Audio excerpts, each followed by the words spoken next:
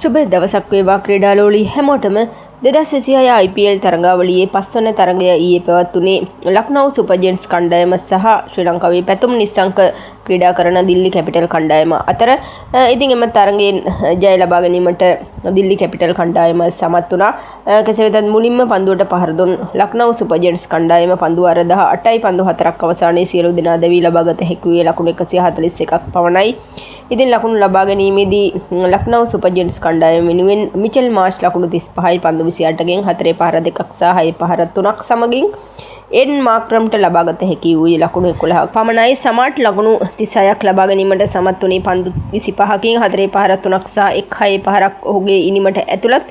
අහමට් ලකුණු 15යි පන්දු 16කින් 1 4 පහරක් සමගින් කඩුළු ලබා ගැනීමේදී දිල්ලි කැපිටල් කණ්ඩායම වෙනුවෙන් නික්දි ලකුණු 27ට කඩුළු 3කුත්, අක්සාර් පටෙල් ලකුණු 17ට 1 කඩුල්ලකුත්, නටරාජන් ලකුණු 29ට කඩුළු 3කුත්, කුල්දීප් යාදෙව් ලකුණු 31ට කඩුළු 2කුත් බින් දැමීමට සමත් වුණා. ඉතින් කඩුළු වැටීම දැස ගත්තාම ලක්නෝ සුපර් ජයන්ට්ස් කණ්ඩායමේ පළමු කඩුල්ල ලකුණු 19 දී, දෙවැනි කඩුල්ල ලකුණු 48 දීත්, තුන්වෙනි කඩුල්ල ලකුණු 49 දීත්, හතරවෙනි කඩුල්ල ලකුණු 65 දීත්, පස්වෙනි කඩුල්ල ලකුණු 71 දීත්, හයවෙනි කඩුල්ල ලකුණු 105 දීත්, හත්වෙනි කඩුල්ල ලකුණු 107 දීත්, අටවෙනි කඩුල්ල ලකුණු 140 දීත්, නවවෙනි කඩුල්ල ලකුණු 141 දීත්, දහවෙනි කඩුල්ල ලකුණු 141 දීත් බිඳී ගියා.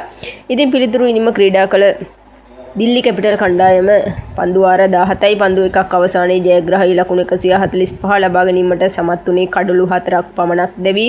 ඉතින් ලකුණු ලබා ගැනීමේදී දිල්ලි කැපිටල් කණ්ඩායමේ ආරම්භක පිතිකරන යුගලය සාර්ථක ආරම්භයක් ලබා දීමට තරම් සමත් වුණේ නැහැ. ඉතින් එහිදී ආරම්භක පිතිකරුවන් ලෙස පිටියට පැමිණියේ ශ්‍රී ලංකාවේ පැතුම් නිස්සංක සහ KL රාහුල් පළමු පන්දුවෙන්ම දැවී ගියා. පැතුම් නිස්සංක හට ලබාගත හැකි වූයේ 1 ලකුණක් පමණයි. නිතිෂ් රාණා ලකුණු 15යි පන්දු 17කින් 4 පහර 2ක් සහ 1 6 පහරක් සමග රිස්වි ලකුණු 70ක් ලබා ගැනීමට සමත් වුණා. නොදැවී පන්දු 47කින් වාර්තා වූ ඔහුගේ නිමට 4 පහර 5ක් සහ 6 පහර 4ක් ඇතුළත්. ස්ටබ්ස් ලකුණු 39 පන්දු 32කින් 4 පහර 3ක් සහ 1 6 පහරක් ඔහුගේ නිමට ඇතුළත්. ඉතින් කඩුළු ලබා ගැනීමේදී ලක්නෝ සුපර් ජයන්ට්ස් කණ්ඩායම වෙනුවෙන් මොහමඩ් ෂමී ලකුණු 28ට 1 කඩුල්ලකුත්, යාදෙව් ලකුණු 20ට කඩුළු 2කුත්, කාන් ලකුණු 19ට 1 කඩුල්ලකුත් බිඳ දැකීමට සමත් වුණා. ඉතින් කෙසේ වෙතත් දිල්ලි කැපිටල් කණ්ඩායමේ පළමු කඩුල්ල ලකුණු 22 දීත්, දෙවැනි කඩුල්ල ලකුණු 21 දීත්, තුන්වෙනි කඩුල්ල ලකුණු 25 දීත්, හතරවෙනි කඩුල්ල ලකුණු 26 දීත් බිඳී ගියා. ඉතින් කෙසේ වෙතත් අද පැවැත්වෙනවා සන්රයිසර්ස් හයිඩ්‍රාබාද් කණ්ඩායම සහ කල්කටා නයිට් රයිඩර්ස් කණ්ඩායම් දෙක අතර තරඟය. ඉතින් ඉතාමත් තීව්‍ර තරඟයක්. මෙම කණ්ඩායම් දෙකේම දක්ෂ ක්‍රීඩකීන් රැසක් සිටිනවා. ඉතින් තීව්‍ර තරඟයක් අද බලන්න පුළුවන්. ඉතින් මෙම තරඟයේ සියලුම තොරතුරු අපි ඔයාලට අරගෙන එන්නම්. අපේ channel එක subscribe කරලා තියාගන්න.